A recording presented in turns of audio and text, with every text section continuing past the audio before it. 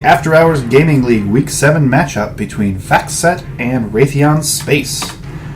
Coming in, Factset is currently 3-3 and Raytheon is 4-2. I am Adam, the Eclectic Gamer Pitzer, and welcome. Just so everyone knows, I am also, I work for Factset, so I'll try not to be biased. But let's get into the games because the bans have started. So Factset has banned Nautilus. Now Nautilus has been played recently by the Dirty Aardvark, and it was picked in the game last week by Raytheon. First ban almost always against Factset is Fiddlesticks. The Eternal King has over 400 season 3 games on him. It's kind of ridiculous. Caitlyn also getting banned out. The Drake UM has, also has hundreds of games on Caitlyn, and she was also played last week. Draven gets banned against Factset. Now, that is an interesting ban because it's actually a ban directed at Astrum Cutie, who is Factset's support. But, if that Draven ever gets through, you never know if it's going to get picked. And then Jinx gets banned out. Now, this is actually also, I believe, against the Dirty Aardvark. And I'm not sure he's actually the one playing AD carry, but again, you never know if that gets through, that the team might switch. So, and then the final ban is Annie against Factset. Just a real strong ban. I'm not sure that that's particularly targeted against anyone. And Factset locks in a Lucian first pick. Now, Zezmash has been playing quite a bit of Lucian. He's played it in the last few weeks, been playing it in solo queue quite a bit. So this is definitely something he's very comfortable on. And he's been doing well with. Sejuani is someone I haven't seen very much recently, but let's see if they actually lock it in here. Now, we might have a little bit of disruption here, just so everybody knows, because if everyone doesn't have the champions to swap, we're going to have to restart the game and have everyone pick their own champions, but in this case, everyone can pick it as is. And again, this Sejuani might be a sort of a proxy pick. So, I guess we'll find out if that happens. But Leona is something Raytheon played last week. She's a very strong support in the current meta. So I expect that one to be going through fully. But again, I haven't seen much of Sejuani. That'll be interesting. But with their Nautilus banned out, that might be their second go-to. So, Morgana has been picked here by Astrum Cutie. Now that could be a support Morgana, as she has benefited quite a bit from the change to the Spell Thief's Edge line. She can proc all three of those Spell Thief's Edge passes right away with her pool. But it's also been played mid by Factset, so that one could be either way. This is a little interesting to see. And grabbing a Renekton here, probably for Zealand in the top lane. He's had some of his best games on Renekton, and so I think it's really nice to see him on that sort of lane bully where he can get ahead early. So that'll be interesting to see. I give this again. I know a lot more about Factset's the pick strategy so far, but they're getting a lot of the champions they really like. And we see a Twitch and a Teemo, and again, I don't know if that Teemo is for real, but his mushrooms did take quite a hit in the last couple patches to their AP scaling. So it'll be interesting to see if that actually goes through, because he's a little less strong now. We've got Lulu and Vi. Now, Vi is a very strong initiator. I know Factset likes it quite a bit. And now the Lulu and the Morgana basically could go wherever they want, depending on who gets picked here in the mid by Raytheon Space. And it looks like a Ziggs has been picked up. Which is, again, he's taken a couple hits, most notably to his minefield. That means he won't be dealing as much damage to the minions. He can't just completely wipe out a minion wave as well as he could. He can still do it pretty well. He's still got a pretty good wave clear. So it'll be interesting to see if there's any swapping or otherwise. I guess I can show you the magical summoners they've picked now. But again, that Sejuani will be interesting to see. I haven't seen much of her in the jungle, so I'll be interested to see how well that works out, and also, to see how she interacts with some of the newer Season 4 jungle items. Again, none of these picks have showed up a ton in what Raytheon Space does. Other than that, Ziggs and Leona are things they played last week and worked really well for them. Otherwise, they got a little bit banned out of their champions. So, that being said, it looks like we're getting ready to go into the game here. Looking at Factset's lineup, this is actually a very, very strong both pick in terms of what they've played before as well as the current meta. Raytheon, I'll be interested to see how this Teemo actually works out, since he took some hits to his minefield, his mushrooms. People had, those mushrooms were doing tons and tons of damage, and it got knocked down a little bit. Leona's still a very strong champion, and she makes quite a good use of that relic shield, the gold generation item for supports. And I think how well the mid lane goes should really impact how this is. And again, I'm actually, based on who's picked what, the Quaker Oats is the mid laner for Factset, so he'll be playing Lulu mid, and we'll have a Morgana support. I think that one could go either way because they both have quite a bit of swingy damage, and we could see one shove the other down quite a bit. Now, Twitch is an interesting ADC or marksman, this season because obviously, we still talk about the vision being changed quite a bit, and so you no longer have necessarily that support with an Oracle's lens in team fights. So it'll be interesting to see if Factset does pick up that upgraded sweeper lens at any point to give the Oracle vision when it gets to the team fight phase. Other than that, I'm very interested to see how this all works out. Now, the Eternal King has been ganking mid quite a bit in some of his recent games. So I think if he can pull off some ganks on the mid and get that Lulu rolling, this is actually going to be a very fast initiation team, and we'll be able to see if the mushrooms from Teemo and Leona's kit can slow them down, because with a speed up from Lulu, very fast initiation from Vi, dashes from both Renekton and Lucian, it'll be interesting to see. And then if Astrum Cutie goes for the Talisman of Ascension, this team could be in your face very quickly, but at the same time, if Leona can land her stuns, and there's quite a bit of burst damage coming out from Ziggs, they could take Factset apart piecemeal if they don't get in quickly. So I think that's going to be interesting to see. Now, so I predict that Astrum Cutie will go with that Spell Thief's Edge, and Leona will go with that Relic Shield, both of which were buffed in some of the recent patches quite a bit, to kind of bring them more in line with the other gold generation items in the Talisman of Ascension line.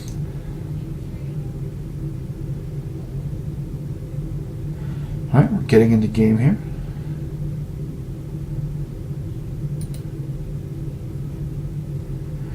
All right. So now you can see me if that's something you might be interested in. And we've got quite a few, or we got a couple pretty cool skins coming out here. Gotta take a look at the skins. I always love that. It's gonna be hard to do better than Pool Party Leona. It's one of my favorite skins. It's super entertaining. Especially her recall animation. But if we take a quick look at some of the summoner spells, Leona, has gone a little bit more defensive, going with an exhaust, which only helps so much against Lucian, honestly. So I think that's an interesting pick. Lucian sort of relies on weaving in auto attacks in between spells in between his auto attacks, and so he'll cast a spell, auto attack, so he can get the double shot. Cast a spell, get an auto attack, double shot. Consequently, he usually doesn't build attack speed as quickly, and he can dash to cleanse the slow, I believe, from the exhaust. So getting on him actually doesn't help that much. So it'll be interesting to see if that actually does pay off, or maybe getting it on someone else trying to escape will will be more the strategy. But that's sort of an interesting pick. Factset's going with a lot of ignites, to go along with that aggressive strategy, and so it'll be interesting to see how that works out. But I'm not sure how that's going to work out initially for Leona. All right. So if we take a look at the starting items, let me go ahead and switch up the order here so everyone can see it properly. It looks like Morgana has gone with the Spell Thief's Edge, and Leona has gone with the Doran's Shield. Again, a sort of interesting pick, just partially because it was nerfed quite a bit in a couple patches, 2 patches ago actually, 4.3 I believe. So it doesn't give nearly as much health regeneration or starting health as it used to, because it used to be sort of the default pick for all supports. Looks like we're having kind of a defensive line strategy here. No one's quite going in, but Factset has snuck into this side bush in the bottom lane. But if she's expecting to take a lot of harass, it's actually it is good against Lucian in particular, because it takes damage off each auto attack. And again, Lucian counts on dealing damage by doing those double auto attacks from his passive, and it will take damage off of each of those. So if you're gonna take it on anyone, as Leona against a Lucian is one of the better options. Oh, got Dark Binding thrown out here. Didn't look like it did too much. But it's one of the better options. But she is going to be giving up that gold generation that she could get from the Relic Shield or the Ancient Coin. So we'll see where it actually ends up. So getting into the jungle camps, it looks like both sides are starting their blue, which means they'll end up on opposite sides of the map from each other. So Eternal King from Factset will end up on the bottom side of the map, and I imagine he might go toward the mid. And Dirty Aardvark from Raytheon Space looks like he'll start his blue and end up at the top side of the map. Now, Renekton can be hard to gank if he gets his slicing dice off, but getting Teemo not too far behind Renekton immediately is going to be helpful. So we already got some shots fired here in the middle, some damage being traded. Looks like Ziggs came out a little bit ahead on that one. Alright, on the bottom here, Factset's going pretty aggressive actually. He's taking some damage from Twitch, but he manages to trade it back. Now Morgana did start with that Dark Binding. We saw her fire it off before the game started, which means she can't quite get her pool up immediately to get those procs off. But she has hit level 2, and she again immediately pops all those. So the interesting thing about Spell Thief's Edge with Morgana is her pool deals damage every half second, and every time she deals damage to an enemy champion, it procs one of her Spell Thief's Edge passives to generate her gold. So theoretically, if she hits both of them within a second, she'll have procced all 3 of them. All 3 of them have separate timers on them, so she can proc all 3, back off, stay safe, and then they come back up, get all 3 of them again. But she lands Dark Binding under the tower, but Lucian is not close enough to follow up.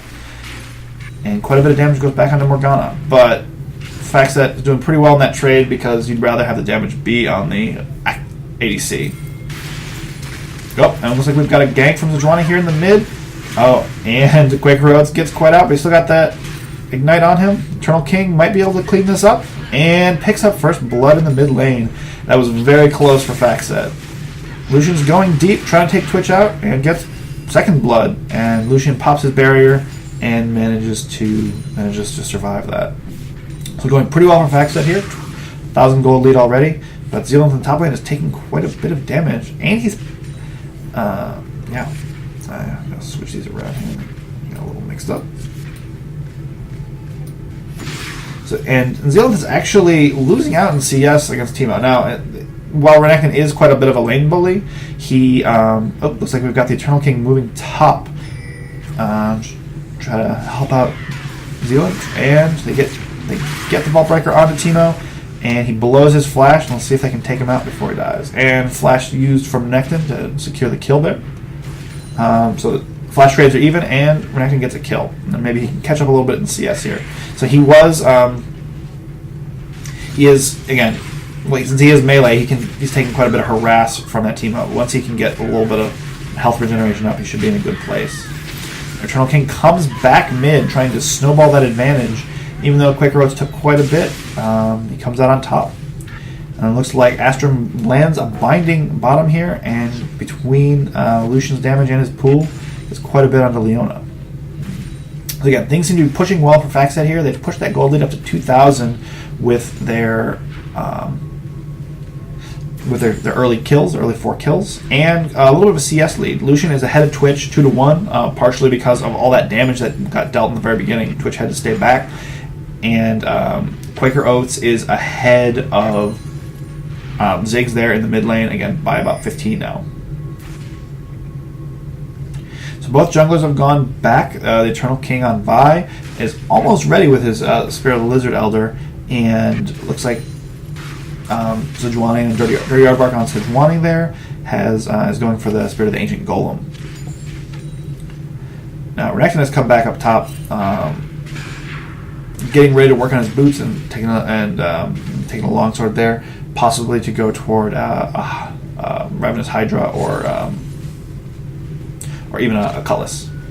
But we'll see which way he goes there. So it looks like when Twitch went back, all he was able to pick up was a longsword there. Oop, and Astrum Cutie lands another bind. Drake goes in to try to return the stun, but with enough damage done onto Twitch there. Oop, Astrum blows his flash, and is followed by Twitch, but Twitch gets taken down. So again, it's another trade. Both kills went on ADCs, but now Zazamash is going to be able to stay in the lane there and grow that creep score lead even further. So they were Raytheon was able to trade some damage. Oh, there's another trade coming here in the mid lane. Pix is on Ziggs. They both walk away with very little health. Nope, this is what Sejuani ganks coming in, but the Wild Growth onto Lulu manages to keep her safe. Now, one interesting sort of interaction here that'll be interesting late game is if Pix can get onto Lucian. Lucian fires a lot of auto attacks, and he'll attack whenever the champion he's on auto attacks. So you'll be able to deal all that damage from Lulu's AP multiple times with Lucian. So that'll be interesting to see. So Lucian is coming back to lane here with a BF sword, and Twitch has only the Vampiric Scepter and an additional blade. So and it looks like Lucian also has boots. So again, the BF sword gives 45, the Vamp Scepter gives 10, and with an extra 8. So Lucian's going to be way ahead on damage. Now, if Twitch can stay safe, he will have a little bit better sustain at that point. So Lulu has picked up her Chalice, which will give her both some extra AP and some magic damage. Oh, we got a binding here onto Twitch, but he goes invisible and manages to escape. So, again, but I said mid there, and Lulu, she will have a little bit of extra magic resistance to be able to save her against that burst of Ziggs. Now, there's quite a wave built up here for Raytheon, but Lucian seems to be clearing it out. Astrum Cutie has upgraded his Spell Thief, so he's getting 10 per proc on that now. Dealing quite a bit. And if we take a quick look to see how much it's generated, it's generated 250 gold by it so far. We've got a gank in bottom lane through the lane by Sejuani. That Spell Shield manages to keep her a lot of the damage off of her. Off of Morgana, but Morgana still goes down, but all three of them are very low right now. Zazamash is going deep. Vi's coming in to help. Ooh, knocks up Twitch. I think Twitch and Leona are both going to be in trouble here. Yep, so it ends up being a 2-for-1 trade there down bottom.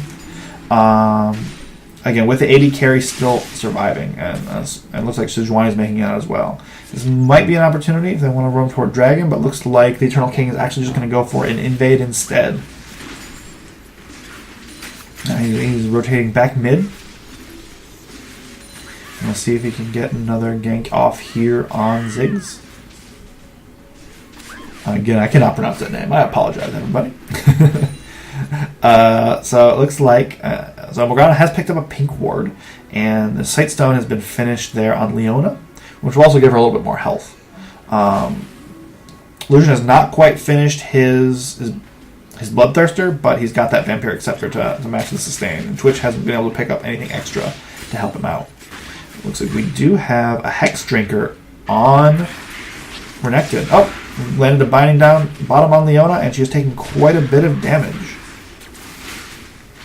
So, that is, and the binding goes down onto Twitch, so he cannot save Leona, and it looks like he might be able to stay safe. But that pink ward goes down and clears out some of the warding there.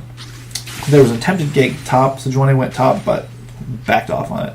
So that Hex Drinker will both give Renekton some more attack damage so he can harass, as well as providing some magic resistance, which is mostly what Teemo does, although those mushrooms are starting to come out.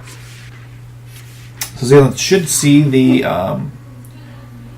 pink ward there in the bush, and he's going to try to turn it back around on Teemo, but those mushrooms continue to come out. Hex Drinker will give him a little bit of a shield there when he drops too low.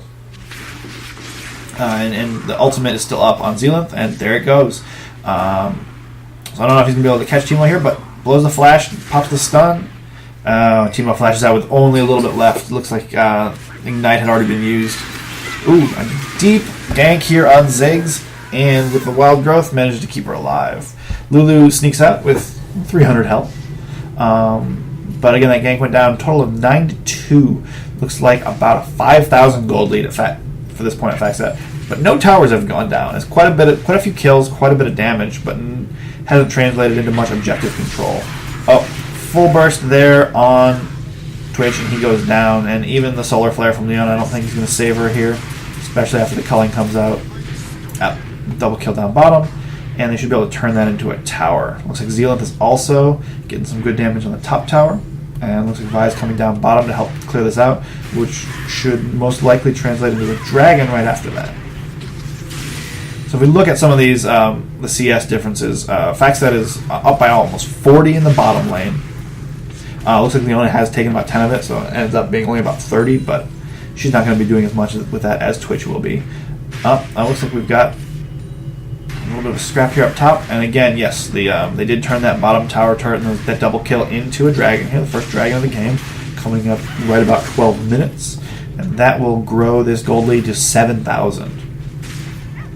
The 20 CS advantage for Factset in the mid lane, and only about 10 up top. But Zealand on Renekton has pulled that back. So it looks like we've got jungler roaming top here to try to take down this tower for Raytheon, but with all the damage being dealt there, did not quite go through. So it looks like support has roamed mid to try to do some extra damage on that tower, and we've got quite a few members hanging out there. It also looks like we have quite a large minefield up top by Teemo. It'll be interesting to see that as the game goes on. Sejuani went in and did quite a bit of damage. We didn't get much onto Zazimash there. And Dirty Aardvark took quite a bit of damage. So anyway, it'll be interesting to see how Teemo can spread that minefield throughout the battlefield as the game goes on later. Polymorph onto Leona there. She didn't have much damage to deal in the first place, but interesting. We've got another scrap going top lane, and Zealand looks like he voluntarily backs out there. So we got 4 mid for Factset. They're not playing much around. We do see a ping onto the Raytheon Space blue buff. If they can pull that away, it'd be helpful for the team. Now those 3 are sitting on a ward from Factset, and the sweeper is not up for Leona yet. But Astrum Cutie gets dove on by Leona, and the blue buff looks like it was taken by Lulu there. So quite a bit of damage, especially from that Ziggs bomb, and Vi gets taken down, but Sejuani gets killed in return. Ooh, that Leona was very low. That was a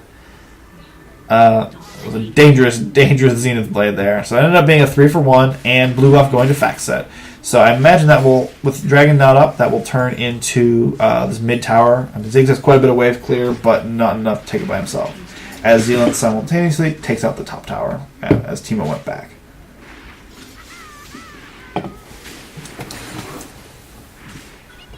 So, to take a quick look at some of the items, Lucian does have a Bloodthirster, and he's been working on, you can see the Longsword and the Ruby Crystal is probably part of his Trinity Force, it should go for next.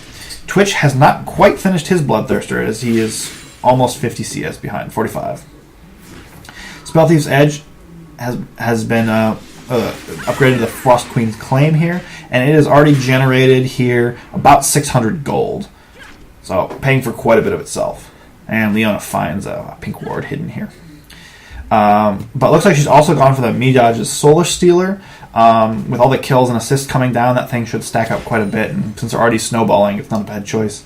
And Seeker's Armguard going for that Zanya's Hourglass, which can really help her stay alive long enough to have her ultimate proc. And looks like Lucian's also gone for a Sword of the Occult again with all those kills. They're hoping they can just snowball this game quite a bit more. So the whole Untheme's Unholy Grail plus a needlessly large rod has been completed on Lulu, so she should be dealing quite a bit of damage. You can also already see her taking out those waves very quickly. Both jungle items have been completed. Vi dives in and gets the Lulu ultimate on her, knocking up quite a few people. It's 1-for-1 so far, with both the jungler and the support going down. Zazamash managed to pick off one shot, and then Lulu takes off another. So altogether a 4-for-2 trade. Again, the Dragon's not up, and it might be a little early for Baron, but they should be able to push this on in with only Ziggs left alive and maybe take a good chunk of health off of this turret. As from Cuties, it looks like he's going back now. We have the double buffs onto Zazamash that can really help Lucian spam his spells, both in terms of the cooldown reduction and the mana regeneration to help him get them all off. Which again can be which can deal a lot of damage if he can weave those in and out correctly. Looking at the total gold score, we have about a 10,000 gold lead from Factset with an 18-5 kill score. So we haven't seen the towers go down as quickly as you might imagine, but I think that's going to be starting to happen pretty soon here. We have working toward a Ravenous Hydra on Renekton, and both junglers have completed their jungle items, so Eternal King should both be able to start generating some of that extra gold, as well as a Brutalizer on the Eternal King, help him deal a little bit more damage in those fights after he dives in. Eternal King blows his flash. Two members were there, and a couple were hidden on the map, so you couldn't quite tell where everyone was. Some of these mines, the Team of Mushrooms, have been out. Eternal King going to try to go in? No. He takes it back. So both teams are out. They have bought, and they're back in the fight here. It'll be interesting to see which tower Factset goes for first. The mid tower obviously will open up the map a little more as Zealand takes out that pink board. Now not the Ravenous Hydra, but the Tiamat and the Ravenous Hydra can help Renekton reset his auto attacks a little bit, get a little bit faster damage out. Now that looks like that Ziggs wave clear is helping to keep them keep that tower pretty safe, but I'm not sure they want to get that far away from the protection of their tower. So the dragon is just coming up now. Factset has the timer on it, and they're rotating nicely to get there and cover it, as Raytheon Space is protecting that top tower from Renekton as he can take it out himself. So dragon goes down with no contest, putting the gold lead up to a little over 11,000 gold. We've got Renekton against Sejuani here in the jungle, and it looks like Renekton is taking it ahead. So, and Sejuani has to back off.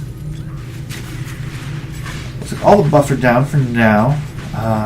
There comes the blue buff that Factset took earlier. So if they come back, they should be able to take that.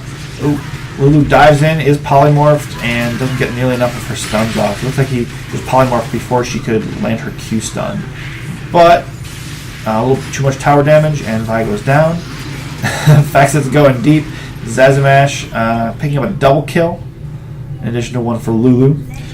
Again, it ends up being a 4-for-2 trade. It seems like we've seen quite a few of those in this fight already, but that should allow Factset to take this mid tower, and with those death timers, they might be able to push on into the inhibitor tower here as well. And then we did notice, and they don't currently have I'm not sure if they kept a timer on it, but the blue buff that they took before is up and available. And it looks like those death timers are coming up just about now, but Factset is going to be able to take out the turret before they're able to get there to help. That ends up being a 5-0 turret lead. A little bit of poke coming in from Factset across the wall. Brings our gold lead up to 14,000. So I think at this point, Raytheon's going to have trouble defending those those inner turrets, the two that are left up. They couldn't defend the inhibitor turret that just went down because most of the team was dead. But it looks like Factset did not keep track of that blue buff, and Raytheon is able to take that back, which should help Ziggs out quite a bit. He's going to be one of their major damage dealers.